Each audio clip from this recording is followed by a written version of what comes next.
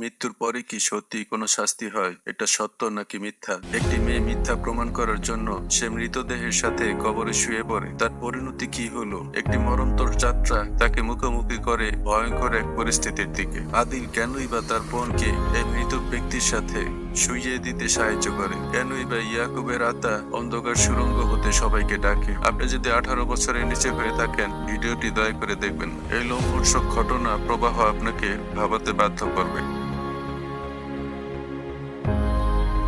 এরপরের সিনে আমরা সীতা ও আদিলকে দেখতে পাই পুলিশ স্টেশনে। তারা সেখান থেকে জানতে পারে ওই বোম ব্লাস্টটি ওই লোকটি করেছিল, যে কিনা আদিলকে অডিও ক্যাসেটটি দিয়েছিল। তখন সীতা আদিলের কাছ থেকে ক্যাসেটটি নিয়ে নেয় এবং রাতে তারা সেই ক্যাসেটটি প্লে করে দেখে। তখন তারা শুনতে পায় ভয়ঙ্কর শব্দ আসছে ভিতর থেকে। কেউ যেন ভয় পাচ্ছে এবং তাকে জিজ্ঞেস করা হচ্ছে, তোমার রব কে? সীতা এই বিষয়টি একেবারেই ভালোভাবে নেয় না। এর কারণ হলো এই অডিও ক্যাসেটের লোকটির জন্য তার বাবা মা মারা গিয়েছিল। সীতা এখন সংশয়ে ভুগছে। তার ইহকাল পরকাল, জান্নাত জাহান্নাম, কবরের আযাব কোনো কিছুই যেন বিশ্বাস হচ্ছে না তার। কিছু মাস পরে সীতা ও আদিলের দায়িত্ব তাদের চাচার কাছে চলে যায়। তাদেরকে একটি মাদ্রাসায় ভর্তি করানো হয়। আমরা দেখতে পাই টিচার মরিয়ম কবরের আযাব বিষয়টির উপর ক্লাস নিচ্ছিল। টিচার মরিয়ম বলছে, যারা দুনিয়াতে অনেক পাপ কাজ করেছে তাদেরকে কবরে অনেক ভয়াবহ শাস্তি দেওয়া হবে। প্রথমে কবর সংকীর্ণ হবে, এমন চাপ দিবে যে মানুষের হাড় গুঁড়ো গুঁড়ো হয়ে যাবে। এরপর বিভিন্ন সাপ এসে তাদেরকে কামড়াবে। তাই কিতাবে আল্লাহ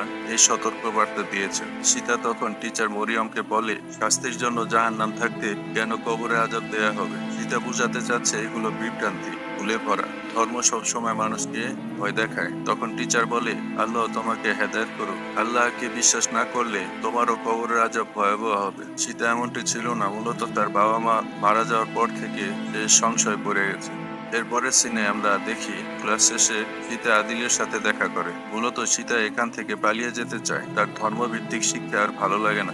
এই মাদ্রাসা থেকে পালিয়ে যাওয়ার দুইটি রাস্তা। একটি হলো মেইন গেট, যেখানে সবসময় সিকিউরিটি থাকে। আরেকটি রাস্তা হলো মাদ্রাসার পিছনে। এটি একটি সুড়ঙ্গ রাস্তা, কিন্তু ওইখানে কেউ ভয়ে যায় না।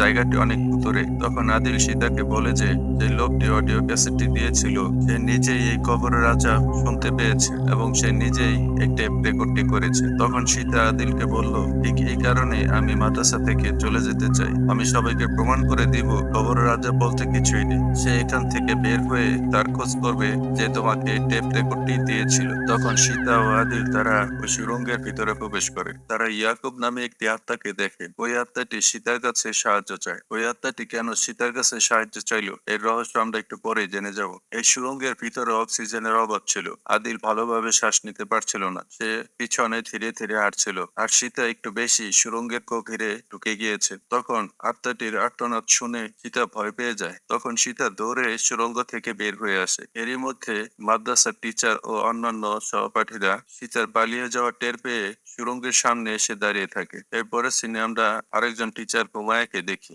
সীতার মুখে ইয়াকুবের নাম শুনে হুমায়া ম্যাডাম একটু অবাকই হয়। সীতা বলছে একটি অশরীরী আত্মা তার কাছে এসে সাহায্য চায়। তখন টিচার হুমায়া এ কথা শুনে সীতাকে বলে, এই ইয়াকুব এর মাদ্রাসার ছাত্র ছিল। তার ভাগ্যে কি ঘটেছে তা বলতে যাবে, তখন সিনিয়র টিচার মরিয়ম এসে পড়ে। তখন তাকে লাল রঙের হিজাব পরানো হয়। কেউ যদি এই মাদ্রাসায় নিয়ম ভঙ্গ করে তাকে সাজা হিসাবে এই লাল রঙের হিজাব পরানো হয়। এরপরে সিনে একজন গাড়ি নিয়ে মাদ্রাসায় প্রবেশ করে। সে মাদ্রাসার সম্পূর্ণ খরচ বহন করে। সে মাদ্রাসার মালিক। এরপর রাতে সীতা যখন পড়ার টেবিলে ছিল, তখন সীতা বড় টিচার মরিয়ম ও হুমায়ার কথা শুনতে পায়। হুমায়া বলছে, এই মাদ্রাসার মালিকের চরিত্র ভালো না। সে এ পর্যন্ত বহু ছেলের জীবন নষ্ট করেছে। এভাবে একটি মাদ্রাসা চলতে পারে না। তখন সিনিয়র টিচার মরিয়ম বলে, তাদের কাছে কোনো প্রমাণ নেই। তখন হুমায়া বলছে, মনে আছে ইয়াকুবের কথা, সে যন্ত্রণায় এক সময় ওই সুড়ঙ্গে আত্মহত্যা করে। তখন মরিয়ম বলে, আচ্ছা ঠিক আছে, আজ তার বাসায় কোন ছেলেকে নেওয়া হয়েছে? তখন হুমায়া বলে, নতুন স্টুডেন্ট সীতার ভাই আদিলকে নেওয়া হয়েছে।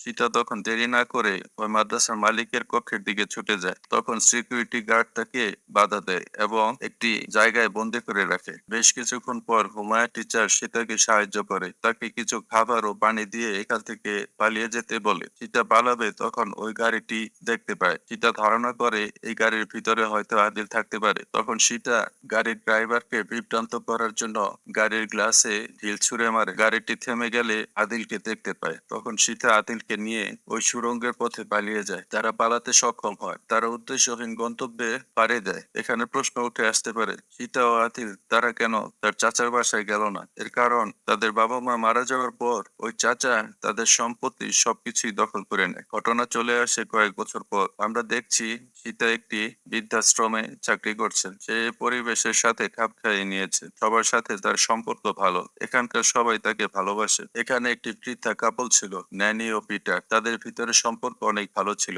আরেকজন বৃদ্ধাকে দেখা যায়, সে একটি জটিল রোগে ভুগছে। সে সবসময় শিশু সুলভ আচরণ করে। ছোট শিশু যেমন বাবা মাকে দেখতে না পেয়ে অসহায়ের মতো কান্নাকাটি করে, ঠিক তেমনি এই বৃদ্ধার অবস্থা। তার জটিল রোগের কারণে সে এমনিতেই মারা যাবে। ওই বৃদ্ধার ছেলে মেয়ে তাকে নিয়ে যেতে আসছে, কিন্তু সীতা তাকে নিয়ে যেতে দেয় না। এর কারণ আমরা একটু পরেই জানতে পারবো। এরপর রাতে একটি টিভি শোতে একজন ইমাম কবরের আযাব সম্বন্ধে ব্যাখ্যা করে। সে বলে কবরের ভিতরে গুনাহগার মানুষের আযাব দেওয়া হয়, তা আমরা মাটির উপর থেকে বুঝতে পারি না, কিন্তু আর্তনাদ শোনা যায়। এটা স্বপ্নের মাঝেই হোক বা কিছু মানুষ দাবি করে তারা এই আর্তনাদ রেকর্ড করতে সক্ষম হয়েছে। ইমাম সাহেব দাবি করে, যেহেতু কোরআন হাদিসে উল্লেখ আছে কবরের আযাব হয়, তাহলে এটাই সত্য। হয়তোবা ভবিষ্যতে কোনো বৈজ্ঞানিক এই সত্যতার প্রমাণ পাবে। তখন ওই টিভি শোতে একজন বৈজ্ঞানিক উপস্থিত ছিল। সে বলে কবরে এমন কিছু হয় না, কবরের ভিতর মানুষ পচে গলে মাটি হয়ে যায়। সীতা তখন ওই সায়েন্টিস্টের কথা সমর্থন করে। কবরের আযাব শুধু ভুল ধারণা, তাই সীতা মানুষকে প্রমাণ করে দিতে চায় কবরে আসলে কিছুই হয় না। এরপরে আমাদের আদিলকে দেখানো হয়, সে এখন মানুষের লাশ গোসল করানোর কাজে নিয়োজিত। এরপরের সিনে আমরা সীতা ও আদিলকে কথা বলতে দেখি। সীতা আদিলকে বলে, আমি কবরের আযাব এক্সপোজ করতে চাই। এই উদ্দেশ্যে আমি বহুকাল ধরে এই বৃদ্ধাশ্রমে কাজ করে আসছি। সে অপেক্ষায় ছিল কোনো পাপিষ্ঠ বৃদ্ধাকে যদি পায়, এজন্যই সে বৃদ্ধাশ্রমে কাজ করে। এখন সময় এসে গেছে। বৃদ্ধাশ্রমের সবচেয়ে পাপী ব্যক্তিকে সে খুঁজে পেয়েছে। যেহেতু সে পাপী ব্যক্তি, তার নিশ্চয়ই কবরের আযাব সবচেয়ে বেশি হওয়ার কথা, যদিও সেটা মানুষ দাবি করে। সীতা বলল, যখন ওই ব্যক্তিটি মারা যাবে আমি তার সাথে কবরের ভিতরে থাকবো। আমি তার কবরের আযাব কেমন হয় তা ক্যামেরায় রেকর্ড করতে চাই। সীতা বলে, কবরের আযাব এটা আমি বিশ্বাস করি না, কিন্তু তারপরও আমি এই কাজটি করতে চাই। এরপর আমরা বৃদ্ধাশ্রমে ওই পাপী ব্যক্তিটার সম্বন্ধে জানতে পারি। সে আর কেউ না, সে ওই মাদ্রাসার মালিক ছিল। তার নাম ওয়াহিদ, যে কিনা বহু মাদ্রাসার ছাত্রদের সাথে খারাপ কাজ করত। এর অত্যাচারে ইয়াকুব নামে ছেলেটি মাদ্রাসার পিছনের সুড়ঙ্গে আত্মহত্যা করেছিল। ঠিক একই কাজ আদিলের সাথে করেছিল। তখন সীতা ওই পাপিষ্ঠ ওয়াহিদকে বলে, তোমার মৃত্যুর পর আমি তোমার কবরের আযাব উপভোগ করব। তুমি অনেক মাদ্রাসার ছাত্রকে ধর্ষণ করেছো, তোমার শাস্তি হবে। তখন ওই বৃদ্ধা কোনো অপরাধ বোধ স্বীকার করে না। ওই বৃদ্ধাটি এক প্রকার ধর্মবিদ্বেষী। সে কোনো ধর্মই বিশ্বাস করে না। আখিরাত, পরকাল, মৃত্যুর পর কবরের আযাব কিছুই বিশ্বাস করে না। সে মনে করে পাপ কাজের কোনো হিসাব দিতে হবে না, মৃত্যুতেই মুক্তি। এরপরে সে একটি গান নিয়ে নিজেকে নিজে মেরে ফেলে। এই সমস্ত ঘটনা আদিল পাশের রুম থেকে দেখতে পেয়েছিল, এবং আদিল হয়তো ওই বৃদ্ধাকে সাজা দিতে পারত, কিন্তু লোকটি এর আগেই আত্মহত্যা করে ফেলে। তখন আদিল লাশটি গোসল করার দায়িত্ব নেয়। এরপরে সিনে আমরা দেখতে পাই সীতা ও আদিলকে। তারা এক্সপেরিমেন্ট শুরু করে, যেটার অপেক্ষা সীতা বহু বছর ধরে করে আসছিল। সীতা তখন এই মৃত ব্যক্তিটির সাথে শুয়ে পড়ে, সাথে ক্যামেরা নিয়ে। আর আদিল তাদের কবর দিয়ে সেখানে অপেক্ষা করতে থাকে। সীতা কবরের ভিতরে ক্যামেরা অন করে দেয়, অপেক্ষা করছে। সকাল হলেই সীতা বের হয়ে যাবে। ওইদিকে গভীর রাত। আদিল একের পর এক সিগারেট টেনে যাচ্ছে কবরের পাশে বসে। সকাল হলে পরে আদিল সীতাকে কবর থেকে উঠিয়ে নেয় এবং ক্যামেরা চেক করে। অপ্রত্যাশিত কোনো কিছু ঘটেনি। এখন সীতা এই ভিডিও ক্লিপটি টেলিভিশন শোতে পাবলিক করবে। সে প্রমাণ করতে চায় কবরের আযাব বলতে কিছুই নেই। এরপরে টেলিকাস্ট দেখানো হয়। সীতা বলছে, আমি মৃত ব্যক্তির সাথে কবরে শুয়ে দীর্ঘ রাত এক্সপেরিমেন্ট করেছি। ম্যানেজমেন্টের দায়িত্বে যারা ছিল তাদেরকে প্লে করে দেখানোর অনুরোধ করে, কিন্তু ভিডিওটি ক্রাপ্টেড হয়েছিল। সীতা ওখান থেকে ফিরে আসে এবং এর দায় আদিলকে দেয়। আদিল ওই ঘটনার পর থেকে একটু ট্রমায় ভুগছে। আদিল তখন থেকে মৃত ব্যক্তিদের তার আশেপাশে ঘুরতে দেখে। এদিকে সীতা আদিলকে বকেই যাচ্ছে। আদিল তার ধ্যানে আছে, সীতার কথা কোনো গুরুত্ব দেয় না। রাত হয়ে এলো। সীতা বৃদ্ধাশ্রমে ডিউটি শেষ করে রাতে শুয়ে পড়ে। হঠাৎ তার রুমে ন্যানি চলে আসে। ন্যানি অভিযোগ করে তার স্বামী তার সাথে প্রতারণা করেছে। ন্যানি সীতাকে একটি রুমের সামনে নিয়ে যায়। দরজা খুলেই অপ্রত্যাশিত ঘটনা দেখতে পায়। ন্যানির স্বামী সীতার সহকর্মী নার্সের সাথে অবৈধ সম্পর্কে লিপ্ত।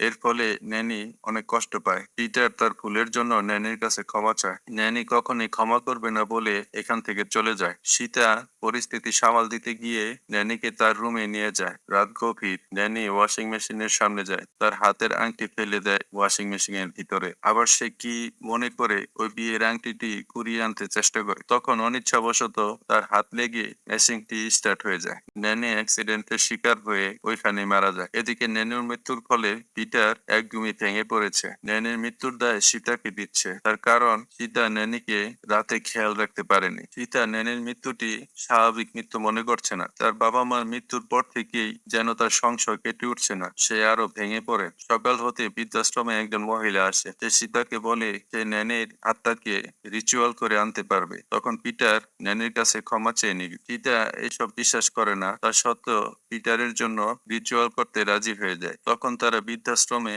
কয়েকজনকে নিয়ে রিচুয়ালে বসে পড়ে। একটু পর ন্যানির আত্মা ওই মহিলাটির উপর ভর করে আর স্যার বলে দেয় যে কখনোই পিটারকে ক্ষমা করবে না। সীতা তখন এক মুহূর্তের জন্য ন্যানিকে দেখতে পায়। ন্যানি এক অজানা কারণে বলে উঠছে ওই নার্সকে রক্ষা করো, যে তার স্বামীর সাথে অবৈধ কাজে লিপ্ত হয়েছিল। ওই নার্সকে রক্ষা করতে বলছে। সবাই তার উপরে ক্ষেপে উঠেছে, তাকে মেরে ফেলবে। এই বৃদ্ধাশ্রমের সবাই বিশ্বাস করে এই নার্সকে মেরে ফেলতে পারলে তারা কবরের আযাব থেকে মুক্তি পাবে। তখন সীতা ন্যানির কথা মতো ওই নার্সের কাছে আসে তাকে সেভ করার জন্য। তখন নার্সটি নিজেই বলে উঠছে যে আমার কবরের আযাব হবে, তাই নিজেকে নিজে ছুরিকাঘাত করতে থাকে, কারণ সে চায় তারও যেন কবরের আযাব না হয়। সীতা তখন বুঝে উঠতে পারছে না তার সাথে কি হচ্ছে। সবাই কেন কবরের আযাব নিয়ে এত ব্যস্ত হয়ে পড়লো। এদিকে টিভি স্ক্রিনে সীতা দেখতে পায় তার মতো অনেকেই কবরের আযাব এক্সপোজ করেছে। এগুলো দেখে সীতা একেবারেই দিশেহারা হয়ে যায়। তার সাথে কি হচ্ছে সে কিছু বুঝেই উঠতে পারছে না। সে জেদবশত সে আবার সিদ্ধান্ত নেয়, আবার সে ওই ওয়াহিদের কবর এক্সপোজ করতে যাবে। এবার সে ক্যামেরা আদিলের কাছে দিবে না। সীতা মনে করে ক্যামেরা রেকর্ড আদিলের কাছে দিলে আদিল হয়তোবা এই রেকর্ডটি আবারও নষ্ট করে ফেলবে। সীতা ওই ওয়াহিদের কবরের কাছে চলে গেল। সীতা নিজেই কবর খুঁড়তে শুরু করে। হঠাৎ কবর সীতাকে নিচের দিকে টেনে নেয়। মাটি তাকে ঘিরে ধরেছে। সীতা নিজেকে বাঁচাতে হাত দিয়ে আস্তে মাটি সরানোর চেষ্টা করছে। হঠাৎ চারপাশের দৃশ্য পরিবর্তন হয়ে যায়। সে হাঁটতে শুরু করে। সে হাঁটতে হাঁটতে তাদের বেকারির ভিতরে প্রবেশ করে এবং তার মা বাবাকে দেখতে পায়। তখন বুঝতে পারে বারজাখির জীবন সম্পূর্ণ আলাদা। এরপর সে ইয়াকুবকে দেখতে পায়। ইয়াকুব আঙ্গুলের ইশারা দিয়ে দেখিয়ে দেয় ওই দেখো ওয়াহিদের শাস্তি হচ্ছে, এবং সীতা নিজেকে ওয়াহিদের পাশে আবিষ্কার করে। ওয়াহিদ উঠে বসে। ওয়াহিদের সওয়াল জবাব শুরু হয়ে গেছে। ওয়াহিদকে প্রশ্ন করা হচ্ছে মান রাব্বুকা, তোমার রব কি? ওয়াহিদ কোনো উত্তর দিতে পারে না, কারণ সে দুনিয়াতে ঈমান আনেনি। এরপর কবরের ভিতরে তার আযাব শুরু হয়ে যায়। তার মাথা থেতলে দেওয়া হয়, আবার সে ঠিক হয়ে যায়, আবার তার মাথা থেতলে দেওয়া হয়। এভাবে চলতে থাকে। এরপরে কিছু সাপ এসে তাকে কামড়ানো শুরু করে। এর যেন শেষ নেই। এই সব কিছু সীতার চোখের সামনে ঘটছে। সীতা অনেক ভয় পেয়ে যায়। এমন সময় সীতা নিজেকে বাঁচানোর জন্য আর্তনাদ শুরু করে। সীতা তখন তার ভুল বুঝতে পারে, আল্লাহর কাছে সাহায্য চায়। তখন আদিল কবরের সামনে এসে সীতাকে কবর থেকে টেনে তুলে। তখন সীতা আদিলকে বলে এখান থেকে দ্রুত চলো, আমাদের এখান থেকে দ্রুতই চলে যেতে হবে। এখানে থাকা এক মুহূর্ত ঠিক হবে না। এমনই সময় একটি প্রশ্ন ভেসে আসে মান রাব্বুকা, অর্থাৎ তোমার রব কে? এরপর মুভির শেষের অংশে আমরা দেখি ন্যানি ও পিটার তারা এখনো জীবিত।